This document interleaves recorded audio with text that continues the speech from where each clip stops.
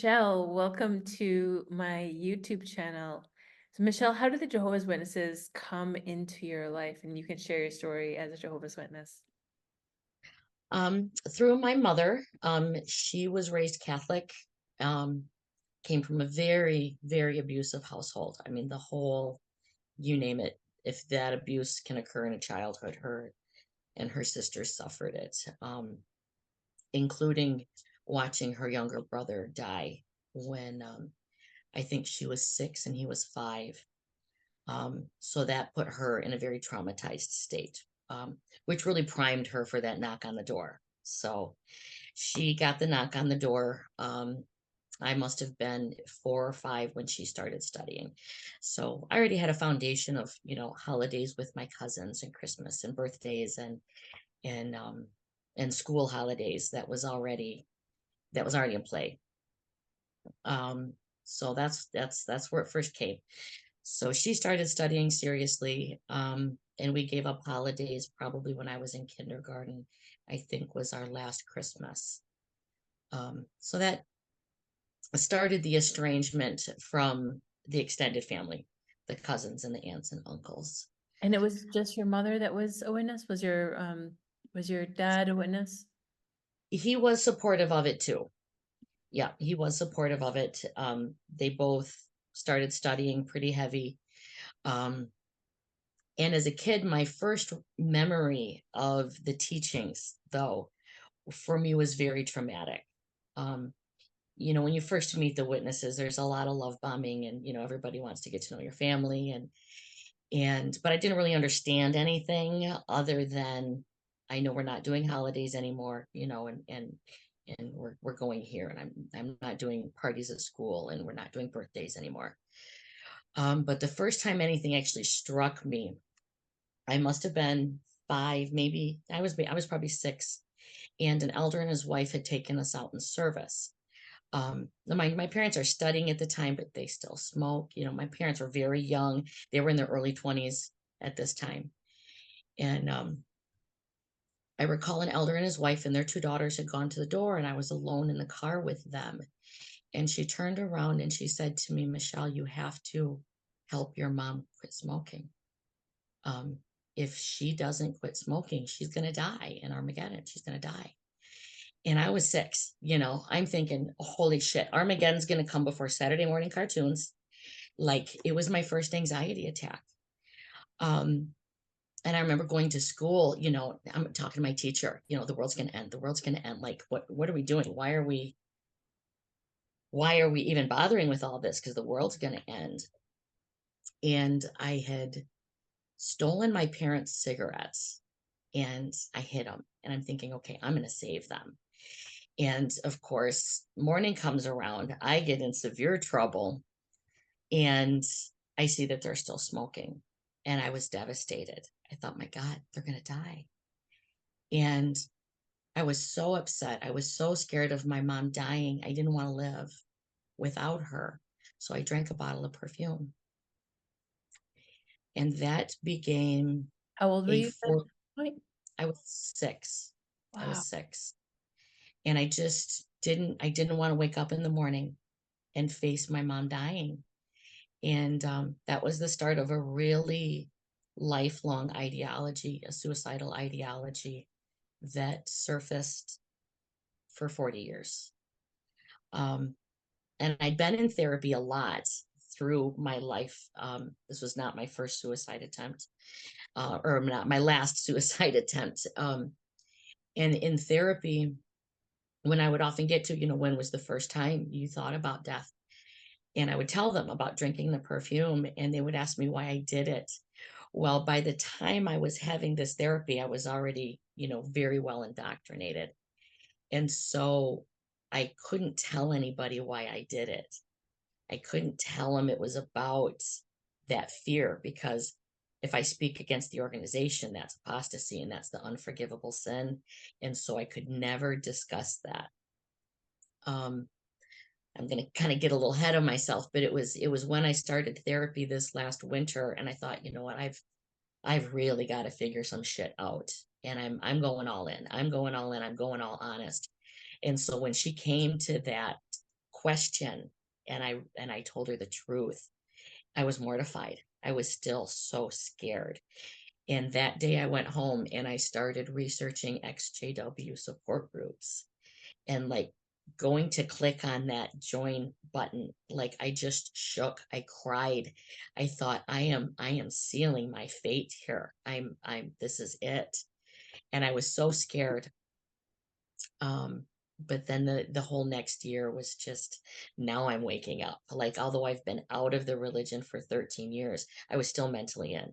I still believed I was preparing for Armageddon. I still believed my kids are going to die. um it was rough. So backing back up to 6, so my mother never really dedicated to the witnesses for another 20 years. So I wasn't raised in the truth, I was raised around the truth. So no more holidays, no more birthdays, no more worldly friends, no after school activities. You're not going to you're not going to do sports. You can't go to prom, you can't date, you can't do this, you can't do that. But my parents both still smoke. Neither one are baptized. There's no family study. There's no service. We're just kind of in the limbo. Um, and so the witnesses still treated us like welcome at the meetings and stuff, but there wasn't really that investment that you get with a family that's truly invested. Um, hit my teen years, my second suicide attempt. I had lost my virginity, and we had a circuit assembly that weekend. And I was young, I was a kid. I was 14 years old, and I felt so unworthy and so damned, um, that we went home on Sunday from the last session, and I slit my wrists. And that was my second serious suicide attempt. I just felt there was no point, that I will never be worthy of eternal life. And I just kind of gave up. Not long after, about 2 years later, I dropped out of high school. I had been a victim of a rather violent sexual assault while I was babysitting. Um, and that led to severe ostracization from my community. The men that assaulted me were known in the community. And so I became victimized all over again.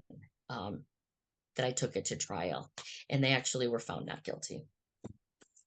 And that put me on a whole different, from there, I just decided I'm going to get a job, screw school, screw the hall, screw it all. I'm going to make money. And so I got a part-time job in my local community. And at this time, my mom started kind of getting serious about the witnesses. Like, she was studying heavily. My older sister was getting involved, and she became very close to quite a few witness families. Um, How old were you at this and point? pardon me, How old were you at this um, point? 16, probably 16, 17 years old. You said you I did. Go ahead. so you said you stopped going to school and you got a job? Yeah. Yep. I spent about a year. I didn't go to school. Eventually I did go back, and I did graduate, and kind of went off and did my own thing. The summer after graduation, I went to Mackinac Island. I had finally decided I wanted to go into the dental field, and came home pregnant. So here I was, 19, did not really have a relationship with the father. He wanted to go travel, and I wanted to go to school. And so I didn't even tell him about the pregnancy. And I decided, now that I was pregnant, it was like, well, I've got a kid now who I need to figure out how to save. Like, I was okay with risking my own eternal salvation, but I was not okay with risking my child's eternal salvation. So when I found out I was pregnant, I started studying and really taking dedication seriously. I didn't want my kid to die. And I'm gonna back up just a minute about one of my, you remember the early My Book of Bible Stories book? The yellow one And with the Armageddon and the red that's the box, one. the hail and all that kind of stuff. Yeah. Oh yeah. I Cars remember of being so, There's millions of witnesses. oh yeah, the Noah in the flood. And the picture of the mother and the baby sitting on the rock outside of the ark, waiting to die. I was so fixated on the trauma there. And I remember thinking, what if the mom dies before the baby? Oh my God, that poor baby. What is she gonna do? What is she gonna do? I thought the only thing she can do is kill her baby so that the baby's not suffering without her. Dangerous, dangerous fucking line of thought. Dangerous line of thought. And that I'm sorry, that became so ingrained in me that I would rather see my kids die than see my kids suffer. This is not something a 6-year-old should have been thinking about. So I hit the witnesses hard and heavy when I realized I was going to have a baby. I've got to save this baby. So I was studying, I was doing really well. There was nothing in my life going on that I shouldn't have been welcomed. But I was pregnant at 19 years old. So my sister, who is also now very dedicated, I think my sister had just been baptized. She's 2 years older than me. Um, my mom is studying really well, but still hasn't quit smoking. She's not quite to baptism yet. And at this point, my dad is no longer invested. I remember asking my mom why, and she would tell me, well, he doesn't feel worthy. He just doesn't have that close of a relationship with Jehovah. Never occurred to me he realized it was all bullshit, but he wasn't going to fight with my mom over it. So he just kind of disconnected and let us girls do our own thing. And there's 4 of us daughters by now. I have 2 younger sisters. Um, so I'm preparing for this baby and I'm studying, I'm going to college, trying to get my life together. And I remember it was 9 months. I was just a couple of days before my due date. And it was a busy time. The organization's getting ready for a district convention that was coming up in like 2 weeks. And I come into the hall. I was late. I had classes that day. I was late. This is right around the time my family planned the baby shower. Now, mind you, I didn't really have a lot of worldly friends, and I'd grown up around the hall. So these are, the people in the hall are the only people I really know. So we invited, all the girls that I had grown up with. We invited the sisters from the hall. We made sure to pass out invitations, not at the Kingdom Hall, because it was a social event. We passed them out outside of the hall. And the Thursday before my baby shower, one of the brothers stops me at the door. He's like, I was kind of hoping you weren't going to come tonight. He's like, I just want you to know that, we have to handle things. Sometimes they get uncomfortable. I didn't realize what he was telling me. So I'm sitting in the front row and they get to the public needs talk. And the needs talk is it inappropriate to attend the baby shower of an unwed mother? And I was mortified. I mean, I could feel my blood pressure rise. I'm trying to fight back my tears. I'm in the front row. I'm 9 months pregnant, 19 years old. I was just devastated. Like, I don't even remember driving home. I just, horrible, horrible. I feel so humiliated and so ashamed and so afraid for my kid and myself. And it was just a really, really rough time. And I remember my sister actually going back to the hall that night after she came and checked on me. She went back and reamed those elders a new one. Like, if you felt the need to stop her at the door to warn her, then it shouldn't have been done. Um, and that's just the beginning of a long history of the brothers trying to handle situations they are not prepared to handle on a human level. Um, but I did get baptized a year, maybe 6 months later. My son was still a baby. So I'm gonna take you Um, back to your baby shower. So you got yeah, marked, you had that yeah, talk. yeah. What happened with your baby shower? My study showed. The woman that studied with me did show. Um, and I think one other sister whose daughter I was pretty close to, 11, 12 years old, did slumber parties and stuff together. So I did have 2 sisters did come to the hall or come to my shop. Okay. So then you had your son a couple months later, and you said you were back. I actually went into labor during the convention 2 weeks later. I was in labor through the whole assembly, and he was born by C-section the next day. Okay. And how soon after that were you baptized? I think 6 months later, I was baptized at the big convention that next summer. So he was a couple months old. Okay, so you were baptized at about 20, 21? At 20. Yep, 20. Okay. And And at this point, your mom still wasn't a witness and your sister was a witness. Your mom and dad were not witnesses. It was just you and your sister. the only ones baptized. Actually, my younger sister was also baptized at the same assembly I was. Okay. So now two of us girls were baptized. My mom was preparing for her baptism, and my youngest sister was also studying, my baby sister. Um, Fast forward a year, I run into a high school sweetheart, and in of course all my hormonal range of being a 20-year-old, actually I was 21 by then, I got pregnant. I had slept with him. I immediately went to the elders. I was absolutely devastated. I was, again, the guilt, the shame, just that what I had done was so horrible. And I think now looking back, I think this is one of the most important things I've learned about the witnesses is that they take normal experiences and they take away the learning. Instead of learning about boundaries and self-value and growth and worth and love and what makes a healthy relationship, all I learned is that I'm bad. I'm just bad. I'm bad. I'm horrible. I'm a sinner. I'm a practicer of sin. And I remember going to the elders just bawling, begging to not be disfellowshipped. Which of course I was. I was disfellowshipped. Um, so I ended up marrying this man. He started studying. I married him. We actually had engaged and I broke it off because I started to be real scared of whether or not he was truly ready for marriage. And I broke it off the night before the wedding. Um, and then we ended up marrying like 6 months later after the baby was born.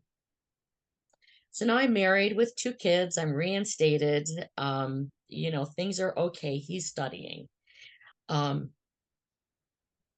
I'm working full time. I got a good job with the union. Things seem to be okay. I'm working for Delta Dental Plan. And so I think things are good until my husband becomes extremely abusive. And I mean, when my son would wet his bed, the older one, he's now 3, he would rub his face in it and beat him like a dog. And I had gone to the elders. He was also studying at this time. He actually got a job with one of the elders.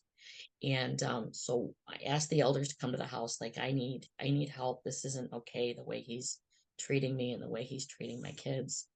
And they counseled me on being a better Christian wife. They told me I had no grounds to leave, that if I were to leave, I could not remarry because he's not committed any sins. And that if I was as a better Christian wife, that my life wouldn't be this way. This is the situation I put myself in, and my eternal life depends on me staying. So I stayed and suffered horrific abuses, and so did my children from this man. I kind of came and went from meetings as best I could, working full time. A third kid came right away. So at this point, I have 3 boys, 2 years between each one. I had 3 boys over 6 years. And now depression is setting in bad, really bad. And at this point, I felt so lost. This is when I seriously considered killing my kids. Um, I saw it as the only way to get them to the new order. Like that, I was incapable of training them spiritually. I was incapable of doing it. And I knew how bad I wanted it and couldn't do it. So how could I possibly teach them how? And I never acted on this, but it's something that came to my mind. Um, and it scared the shit out of me. It scared the shit out of me. Um, Even my husband knew that I was that mentally broken. And I remember locking myself in the bathroom one night and he's screaming and he's banging on the door and he says to me, "You better not be in there thinking about doing an Andrea Yates." I don't know if you're familiar with the Andrea Yates story, but she was a woman that had killed her 5 children a couple of years previously. And I started laughing and I said, "Johnny, the only reason is she had a little voice inside her head telling her to do it. And I got a little voice in my head telling me not to. And you are so damn lucky. You are so damn lucky. We'll find another way." Um, we had split up a couple of times after that. And of course, I would go to the witnesses and I would start studying again. And it was just so overwhelming, trying to raise 3 kids and work full time and homework and divorce and bills and trying to fit in meetings 3 times a week and conventions and the money for assemblies. And it was just so completely overwhelming. Um, but it was the only way to have any friendship or support is to do it right. Started to have some big trouble with my boys as they reached 13 years. My oldest son, he did eventually get baptized also and got in with a bad crowd, and he started robbing houses when he was 16 years old. And I forgot something important. So, um, my husband and I had split up a couple of times. I left my union job so that I could stay home and take care of the kids and he'd take care of the family. That all went really bad, and he ended up quitting his job. I ended up pregnant. It was quite intentional on his part. He knew I was thinking of leaving him, and the pregnancy was very intentional. And I was devastated. I knew I didn't have it in me to care for a fourth child and pay these bills, and I just wanted very depressed. He ended up in a very bad place too. He said he had been injured at work. He couldn't work anymore. And when I had that baby, my uterus ruptured during delivery. I lost over half my blood. They did not think I was going to make it without the blood transfusion. And of course, at this time, I'm still trying to save my children's life. And I declined the blood transfusion. And it was so bad. Like as soon as I delivered her, we knew something was wrong, but we didn't realize how wrong until she delivered. And they're like, "Oh, this is bad." She's like, "You need to sign. You need to take that back." She goes, "Once you go unconscious, there's nothing I can do." And so I signed over that if I did go unconscious, that my husband would be my medical power of attorney and to make my medical decisions. That if I lose consciousness, he makes decisions from there. I don't know how, but by the end of that surgery, I had no blood pressure, but I never lost consciousness. It it was very strange. I remember watching my blood pressure, 130, 120, 80, 70, 40. By the end of surgery, I had no blood pressure, but I was still vaguely coherent. Um, I had a really rough time in recovery, and he left me when she was 8 weeks old. He packed his stuff and walked out. So I'm still on bed rest for a year. I actually moved back in with my parents with the 4 kids. I'm like, my hemoglobin when I left the hospital, the normal hemoglobin is a 12. Typically, a blood transfusion will be around to 9, 10. I was a 6 when I was discharged. Just horribly, horribly sick. So here I am home with a 4-pound baby and extremely anemic and 3 boys I'm trying to take care of. It was just an insane couple of years. At about a year after her birth, I started recovering and was able to kind of start work again part-time and finally moved out on my own. I think by the time she was 1.5 or 2, me and all 4 kids moved out of the house. So now I'm still trying to do the meetings, trying to take care of 4 kids. My boys are going into their teenage years. I mean, just hell is breaking out in my house while I'm working 60-hour weeks trying to manage all of this chaos and do the meetings. Well, a couple of the sisters talked to me about, maybe your kids would do better, if you homeschooled. Like homeschooling is very popular in this congregation. And I'm like, well, that's great, but I work 4 days a week, 10, 12-hour days. If anyone would be willing to take him, out in service a couple of times, of course, nobody. My sisters would help me as best they could, but it was just really a struggle. Well, he got in with a bad seed that moved in across the street from me. A guy rented the house across the street. Of course, I'm working my son's home all day, doing online learning. He started robbing houses with this guy, and we started committing B&Es. Well, I had him go stay with my parents. At this point, both my parents are not working anymore, and so he went to go stay with them and started robbing again with a boy from the Kingdom Hall. Well, of course, it finally comes to head. Another kid from the hall turns him into the police. They set up this sting to get him busted. My parents, no, not my parents, my mother sits him down and says, well, honesty is the best policy. The truth will set you free. You got to tell him what you did, and Jehovah will protect you. My son got 2 to 10 prison for his first offense. He was 16 years old. So at this point, I lose it. I'm not studying anymore. I've had it. I've had it. Um, I'm still dealing with a lot of pain from the birth, like crippling, life-changing pain. I'd been asking for a hysterectomy for 3 years, and my insurance keeps denying it. They're telling me that they're denying the hysterectomy because it's being done for pain relief. And so their suggestion is go on Percocet for 6 months. And if that does not relieve your pain, then we'll pay for the hysterectomy. But they're going to drug test me to make sure I'm taking the Percocet. Now, mind you, by this time, I've been in the medical field for 20 years, and I know this is not going to be good for me. I have an addictive personality. I'm not going to go on Percocet. It was bad enough that at this point, I'd been taking Vicodin 3 times a day for 3 years. So I refuse the Percocet. I go see my doctor.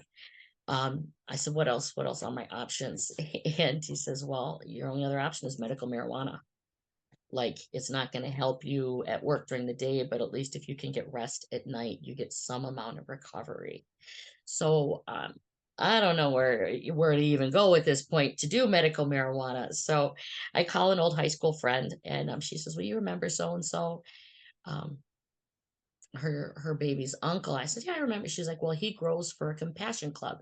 He's a medical marijuana grower. He can help you get legal and, assist you with product, blah, blah, blah. So I go see this guy, and mind you, this is somebody I had known since he was a little kid, but I hadn't seen him in, 15 years or whatever. Well, we ended up becoming really good friends. I ended up dating this guy. And because as my kid's getting in trouble and he's going to prison, I got nobody to talk to about this stuff. So I just go to his house and dump on him, for an hour at a time. And when my son went to prison, my parents decided that I shouldn't be raising the other three. They and my sisters have decided they're going to take me to court to get custody of my other 3 children. They get CPS involved. I've now got a caseworker. I hired a lawyer. Of course, I got this caseworker coming to my house a couple of times a week and da da da. And I hire a lawyer. I'm fighting this. Like, the only reason CPS is on me now is because I have my medical marijuana card. Only reason they're there. And so I hire a lawyer, and we sit down, and the manager at CPS says to my caseworker, well, what services is she receiving? She's like, none. Like, she's got a great job. She's got a brand new home that she owns. All of her kids are A students. She doesn't drink. She's like, there's nothing going on here other than she's growing pot in her basement legally. And so what can we do? And the manager says nothing. There's nothing that can be done. If you take Percocet, we'll leave you alone, but medical marijuana is not considered approved by Child Protective Services. So as far as we're concerned, you are guilty of child endangerment. So I can't go to my kid's school. I can't volunteer in a classroom. I can't chaperone a field trip. I can be involved in no school activities. I can have no contact with any other students. And what do? She says I would move. I said, all right. I wrote the congregation that I was disassociating myself. And my boyfriend and I both sold everything we owned. And we bought 5 one-way tickets to Hawaii. And I ran away. Done with all of it. Done with all of it. Whoa, what an intense story, Michelle. It was nuts. And of course, at this time, my family is now all witnesses except my dad. My sister's married to an elder, they're all really deep invested. And I'm just like, I'm out. And my family was crushed. Of course, at this time, I'm still mentally in. Of At course. this time, I'm still thinking I'm never going to see my son again. When my Really? son went to prison, the family told him not to put me on his visitation list. Wow. And what year was So, um, 2011, okay? 2011. Um, so I'm thinking I'm never going to see my son again. Armageddon's going to come before he ever gets out of prison. I'm never going to see him again. I'm not letting my family take my other three kids. I'm not doing it. I even went to court, got permission to move them out of state. Like I did it right, but my family was devastated. Went to Hawaii. He and I got married. Of course, I'm all mental messed up. He is not a good guy for a husband.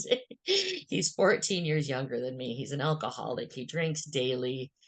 He doesn't know how to do this any better than I know how to do this. But somehow we made it work out there. We got by, um, and didn't really think about the witnesses for about 8 years.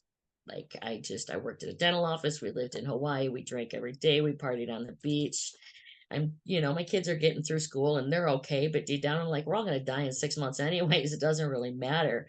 In fact, I used to have this joke that I only saw my life in 6 months increments because I was sure Armageddon's right. I mean, turn on the news, look at it's all going to end any minute anyway. I never took anything seriously. I gave away my house. I gave away my car. I've, given away wealth. I didn't care because I just knew we were all going to die. And that was a very common teaching back in the late 70s and early 80s. I remember that same elder couple, telling me, don't worry about becoming a teacher or a dentist. You're never going to graduate high school. You're never going to graduate high school in this system. And I believe that. I believed I was never going to graduate high school until I was 40 years old.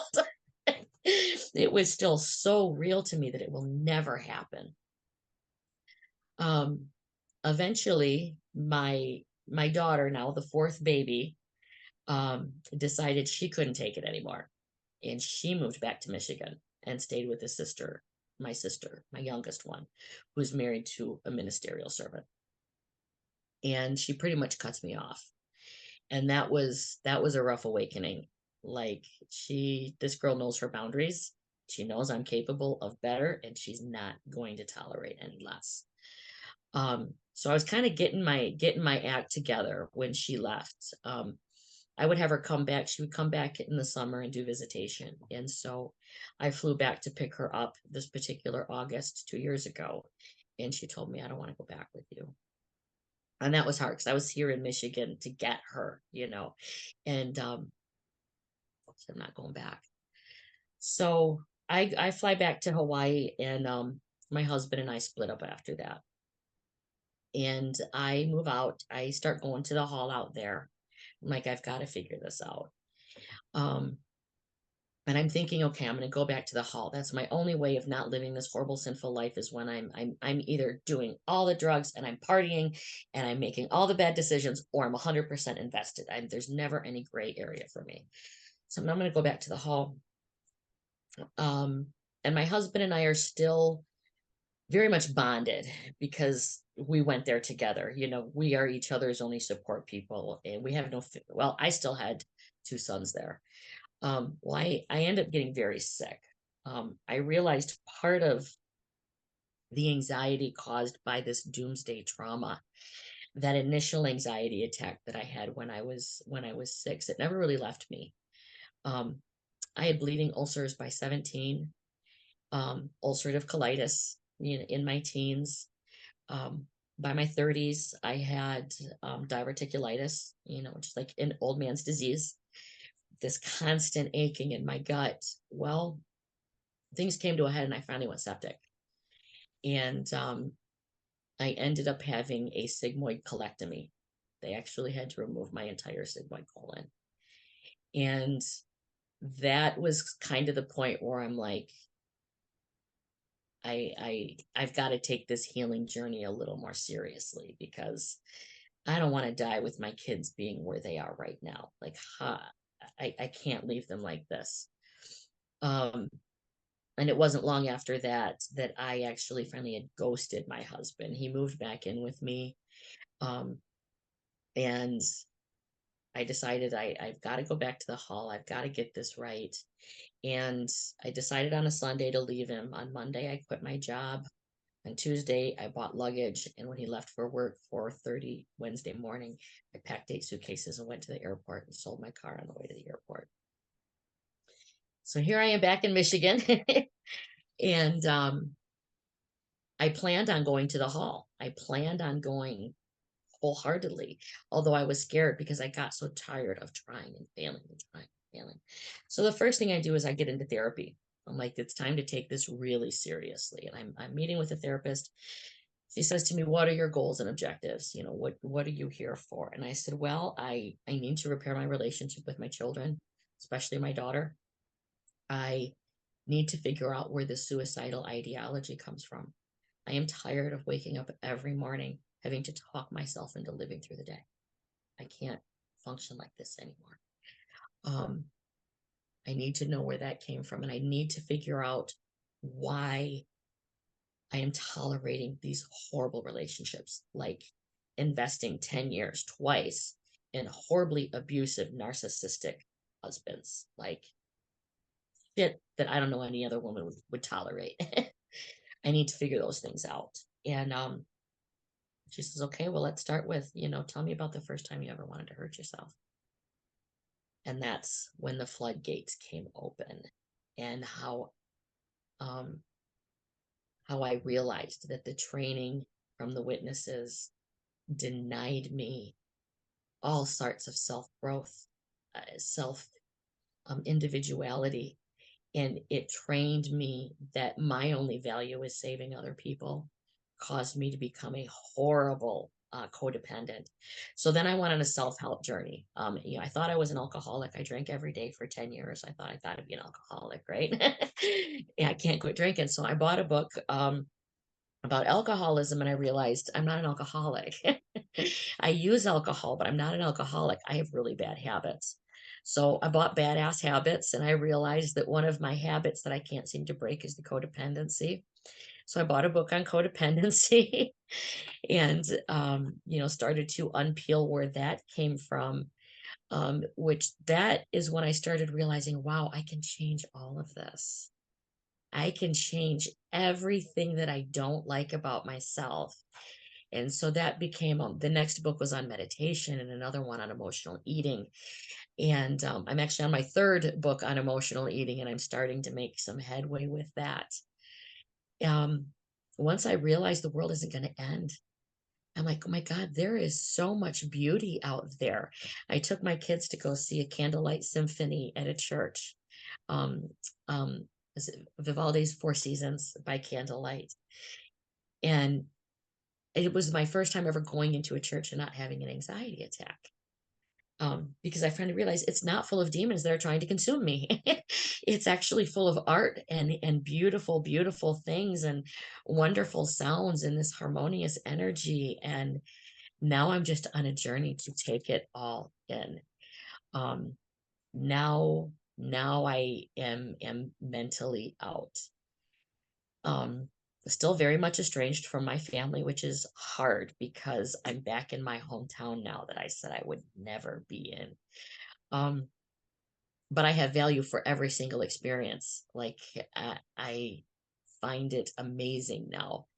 And I actually had an opportunity. We had a really bad snowstorm out here a few weeks ago or last week, and I'm closer to my dad now too. We talk, although I try not to. I have to be careful not to get in between them. Like I invited him for Thanksgiving dinner, and he stopped by, but he didn't stay. He knew that would offend my mom. Well, he picked me up on the after work the other day, and my mom was in the car, and I kind of asked her about, what drew you to this? And it just made me aware her childhood trauma. She needed to escape reality. She couldn't accept that this is the life she's been dealt, And so I get it. I understand why she needs that escape. Um, but the damage it does is so big. I feel like I feel like my whole life was robbed. And of course, you go through the process, the anger, you're so pissed. I could have gone, I could have gone to the after school activities. I could have invested in my education. I could have gone farther in my career. I should have saved the house, that I had $200,000, investment that I walked away from because I didn't think it mattered. Um, and now I just want to help my kids create the most amazing life they can. And I want another 50 years. I want to take my health seriously. I want another 50 years in this part of my life cycle. Um, and I believe in a creator. I have probably a bigger belief in a creator than what I ever had in my belief in the Watchtower Society. Now I understand that I am the physical existence right here, right now of something much greater, much greater. Um, and I find a lot of peace in that. But rebuilding a life is it's hard and it's strange. I worry about my sister's children. Um, I know that I believe all of them are medicated for anxiety and depression, and they suffer just severe trauma. And I can't tell them why. I can't tell them why. Um, and that suicidal ideology, it disappeared. Like, I mean, so disappeared that I chemically can feel I'm a different person. I feel like I've been put on the best mental medication ever in the world. And I'm on nothing. Like, I'm literally high on life. And there was a brother that had committed suicide at this hall last winter. And I had heard something. I heard my mom talking about it one day in another room. And I thought, wow, I understand. Like, I so understand. So many times did I even my oldest son went through a period where he started cutting in his teens, and he was studying at the time, working towards his baptism.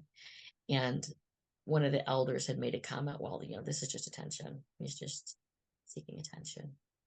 And I thought, he's so naive to the realities of mental health. And now I really get it, why I read a statistics that said if you're a Jehovah's Witness, you're more likely to be a high school dropout than a college graduate. Because when we are educated and we learn to think for ourselves, we see the holes. We see the holes. And that became just a whole, that this training is what primed me to be with narcissists. It is what primed me to settle for that personality and mindset, to not think for myself, to not have boundaries. It's not about me. It's about serving everybody until God says it's time. And I'm still working on that part. I'm still working on it. And I'm taking a philosophy course, which I'm finding absolutely so not not just enjoying the education, but I'm finding humor in the fact that so many things that the witnesses present as their own little secrets of wisdom and knowledge. We're so far older than the Watchtower Bible and Tract Society. Like, that wisdom and those teachings of living a good life didn't originate with the society. That human wisdom, it predates all of it. And we have all been so gaslit to believe that these nuggets of wisdom were birthed in New York City in the 21st century. um, so I'm enjoying that. I'm enjoying that a lot. And even my son, um, he also went through a really, really dark period where he now has kids, and he feared for his kid's life. I'm doing the wrong thing by not bringing them in alignment with Jehovah. And then when I came on some of the websites, he started seeking them, and he purchased the book, The Crisis of Conscience. I'm sure you're familiar with it. And he purchased that, and he's like, oh my God. Oh my gosh. Oh yeah, my kids are not going back to this, not going back to this. Um, and ironically, he owns his own business. So one of my brothers-in-law, who of course I have no contact with, needed work. He ran out of work this winter, so my son employed him. So here my disfellowship son is employing a ministerial servant, and they had the recent announcement about beards, that beards are now being well, that hit him hard because he had been denied privileges because he would not stay clean shaven, and he wouldn't stay clean shaven because of a dermatology condition. Like, it wasn't a choice, it's a medical condition, and it didn't matter, he lost privileges. And so I'm thinking there's some doubt starting to brew there, for my extended family. Um, and I would love that. I would love to be part of them again, and I would love for his kids to be free of the fear of Armageddon. Uh, So that's a lot.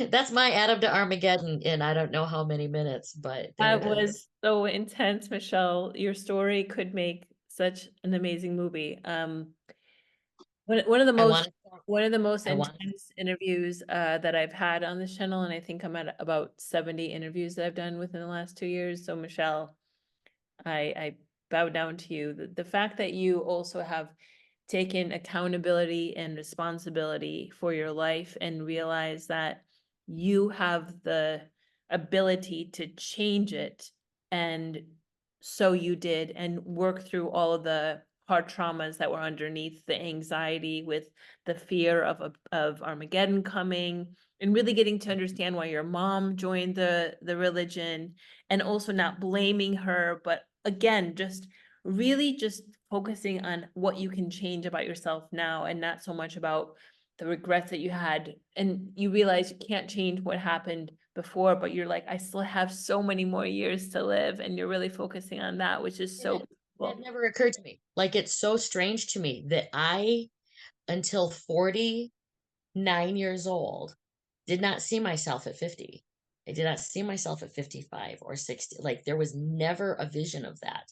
It was always death or the paradise. That's all there was. Mhm. Um, yeah, And I'm grateful to be free from it. so Really happy, grateful. so happy for you. With such an intense story, Michelle, and by the way, you're a fantastic storyteller. Is there anything that you feel like you left out, or you want anyone to hear before I stop this interview?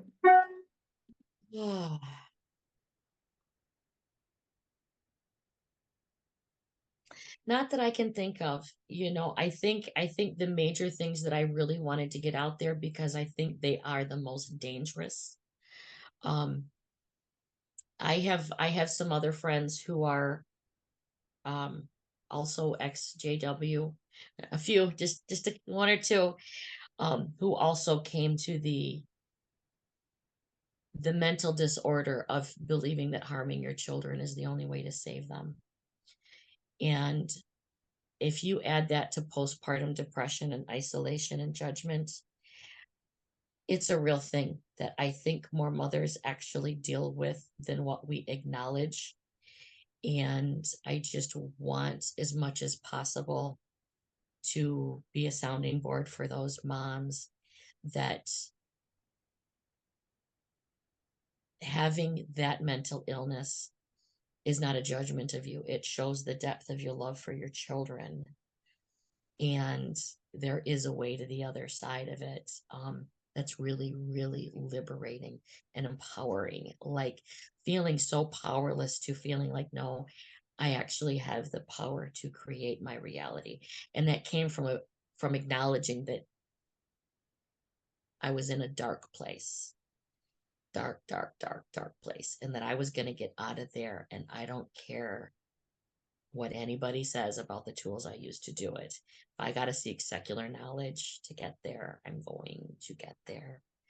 Um, and loss of family is hard. That's a hard thing, but I think the only way to leave an impression of that is to live your best life. and give hope to those that we know there are a lot of people in the hall just because of what's going to happen if they leave. Not because they believe it's the truth anymore, not because it's the life they want, but because they know what is going to come down if they walk out. The price is high. The price is high. But in my situation, the price of staying was much, much, much higher because they took away my mental health, and I'm not ever letting it happen again. Thank you so much, Michelle. I think a lot of Well, people. thank you for having me. I really, really like this was the first time I've ever spoken to anybody other than my therapist and my kids about this. I know And that I hope to be I- productive your story is going to result. touch so many people in so many different realms. So again, thank you so much. I have found this interview so heartfelt, and like I said, you're a great storyteller. Yeah, so thank you again, Michelle, for coming on my channel. My pleasure. I hope to work with you again in the future.